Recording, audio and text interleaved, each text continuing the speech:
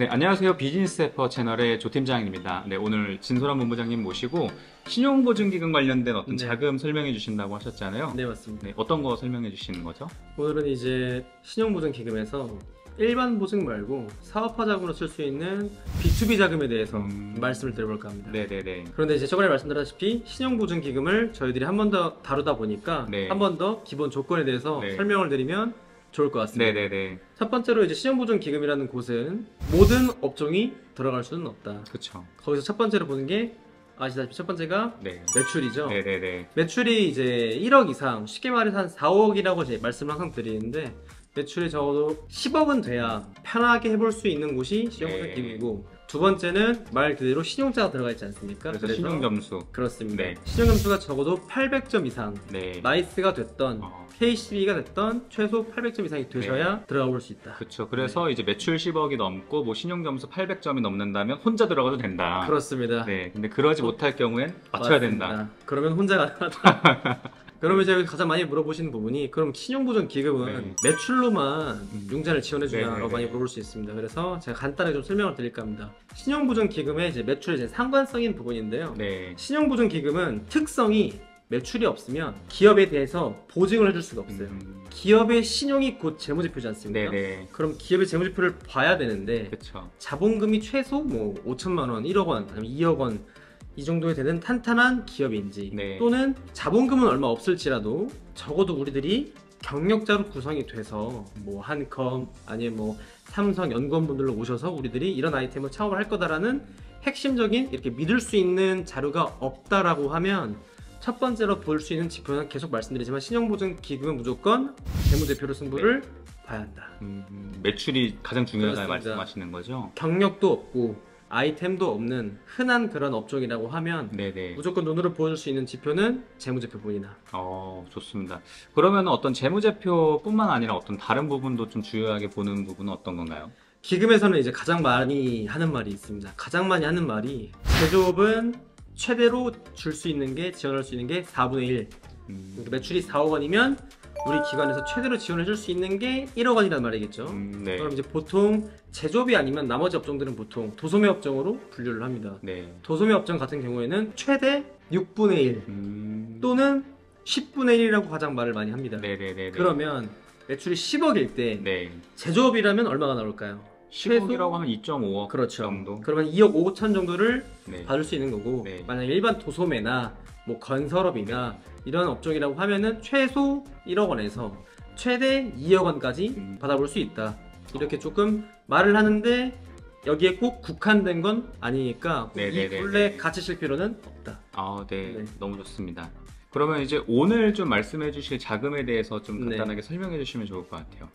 일단 이제 말 그대로 B2B 자금이지 않습니까? 네네. B2B라는 게 이제 비즈니스 대 비즈니스 간에 있는 이제 이 약자를 줄인 말인데, 네. 쉽게 말해서 일반 운용 자금과 조금 다릅니다. 어떻게 다르냐면 사용처가 달라요. 사용처가요. 사용처가 네. 다릅니다. 일반 그 대출을 받으면 통장에, 사업자 통장에 돈이 들어오지 않습니까? 그쵸. 그러면 원하는 대로 이체하고 받고 네. 하면 되는데, 이 B2B 자금은 세금 계산서를 발급을 해야만 이체되는 시스템입니다. 네네네네. 쉽게 말해서 제가 대표님한테 물품을 대금을 해야 되는 상황이면 네. 제가 대표님 기업으로 세금 계산서를 발급을 하고 네네네. 그 다음에 사업자도 받아서 제출을 하고 등록을 해야지만 발송되는 시스템이에요. 즉, 네네. 제 통장으로 제가 조회는 할 수 있지만 한도를 제가 마음껏 이체할 수는 없다. 목적에 따라서 지급되는 마이너스 대출 방식의 자금입니다. 네네. 오, 그래도 되게 괜찮을 것 같은데요? 일단은 장점이 확실하게 물품 대급을 할 수 있고, 네. 뭐 흔히 말하는 가라라고 하죠. 네네. 가라로 쓸 수가 없습니다. 정말 네네네. 올바르게 이 융자를 어디 썼는지, 마케팅이면 마케팅, 인건비면 인건비인데, 네. B2B의 핵심은 원자재 수급이 만약 네. 대표님이 신청한 금액이 1억 원이라고 했을 때 네. 7, 80%가 넘어갈 것 같으면, 또는 인건비로 7, 80%가 넘어갈 것 같으면 보통 추천드리는 상품이다. 괜찮을 것 같아요. 왜냐면 그렇죠. 거래처 입장에서도 채권 회수에 대한 어떤 네. 뭐랄까요? 불안함도 많이 내려놓을 수 있을 것 네. 같고 굉장히 좋은 자금일 것 같아요.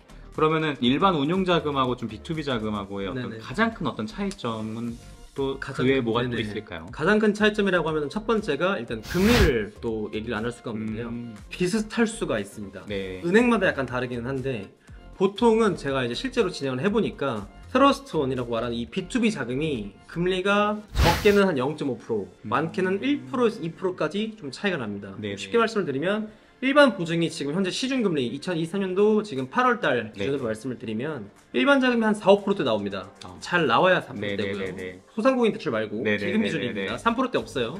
4%대 후반에서 중반 네. 아니면 5% 초중반 나오는데 트러스트는 최소 5%인 경우가 너무 많고요.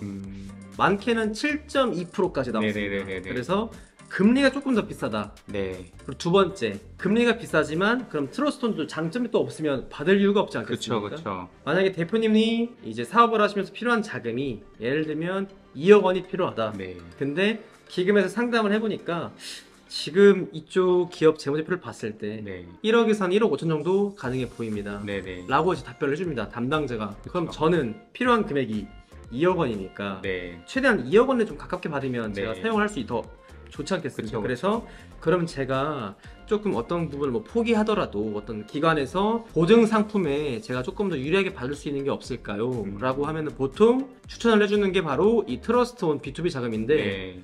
여기서 또 한 가지 또 장점이 제가 아까 말씀드렸다시피 신용보증 기금은 뭐를 본다고 했죠? 매출, 매출과 신용 신용점수입니다. 네.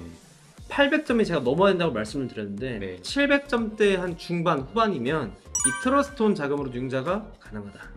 이게 큰 장점일 겁니다. 오, 네. 신용 점수가 조금 안 되더라도 네. 트러스트온 자금도 가능하다. 그렇습니다. 오, 너무 좋은데요? 그렇기 때문에 신용점수가 좀 안 좋다고 하더라도 뭐 600점대 여기까지는 재기지원센터로 가야 되기 때문에 네. 지원이 아예 조금 어렵겠지만 네. 그래도 700점대 초중반 뭐 중반까지 정도가 좀 된다라고 하시면 그래도 이 트러스트온 상품이 있기 때문에 불가능하진 않고 해볼 수도 있다. 네네. 단 안 되는 걸 나오게 할 수는 없습니다.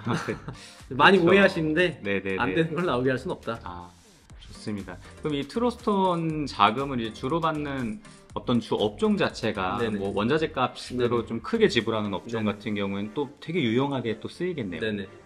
업종을 조금 가릴 수는 없다고 좀 보여집니다. 아, 업종을 그래요? 가리기보다는 사용처를 어디에 쓰느냐가 네네네. 메인이 될 것 같습니다. 임대료가 모든 사업장에 큰 비중을 차지하지는 않습니다. 그쵸. 사실 그렇죠? 가장 많이 나가는 게 본인의 물건을 산다라든지 네. 아니면 인건비가 많이 나가는데 IT 기업은 인건비로 매달 쓰시는 비용이 고정 지출 비용이 수익의 50%가 아마 초과될 것으로 보여집니다. 네, 그쵸. 그런 경우에는 일괄적으로 지급을 해줘야 되잖아요. 네. 그럴 경우에 이제 마이너스 대출 이 B2B 자금으로 급여 명세서와 음, 근로계약서를 이제 제출을 하면 네. 이체가 됩니다. 오. 그런 식으로 사용을 하셔도 되시고 그리고 한 가지가 쓴 만큼 만약에 1억 원의 한도를 받으면 1억 원 한도에서 비용을 쓰지 않습니까? 네. 5천만 원을 썼다. 그럼 5천만 원에 대한 이제 금리가 발생을 하기 때문에 네네. 다시 이제 수익이 발생을 하면 통장에 돈을 넣을 수 있는 점 오. 그렇게 이해를 해주시면 될 것 같다. 그냥 딱 마이너스 통장 개념으로 그렇습니다. 딱 이해하면 너무 좋을 네네. 것 같아요. 그래서 너무 편하게 말씀해 주셔가지고 네네. 이해가 좀 됩니다. 그래서 정리 한 번만 해주시면서 영상 좀 마무리하면 좋을 것 같은데요. B2B 자금의 이제 핵심을 좀 두 가지로 정리를 해드리면 네. 첫 번째는 신용 점수가 네. 700점에서 800점 사이인 약간 중저 신용자라고 이제 표현을 하는데 네. 이런 신용 점수를 가진 대표님들이어도 불가능하지 않고 그래도 신용이 좋지는 않지만 또 나쁘지도 않은 상황에서 재무도와 사업계획서의 그 기업 계획표가 괜찮다라고 하면 상품을 지원해주는 B2B 자금이라 볼 수 있고요. 두 번째는 융자 한도가 신청한 금액만큼 나오지 않는다라고 하면 네. 금리가 조금 올라갈 수 있을지언정 원하는 한도를 조금 더 뽑아낼 수 있는 상품이다. 네네네네. 하지만 융자는 항상 말씀드리지만 필요한 만큼만 받으셨으면 좋겠습니다. 네네.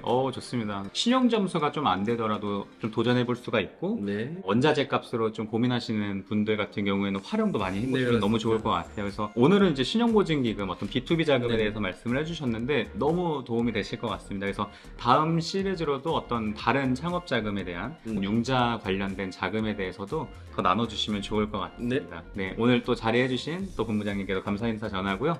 앞으로 저희 영상 꾸준하게 업로드 할 테니까요. 영상이 도움이 되셨다면 좋아요와 구독 그리고 알람 설정까지 부탁드리도록 하겠습니다. 네, 감사합니다. 감사합니다.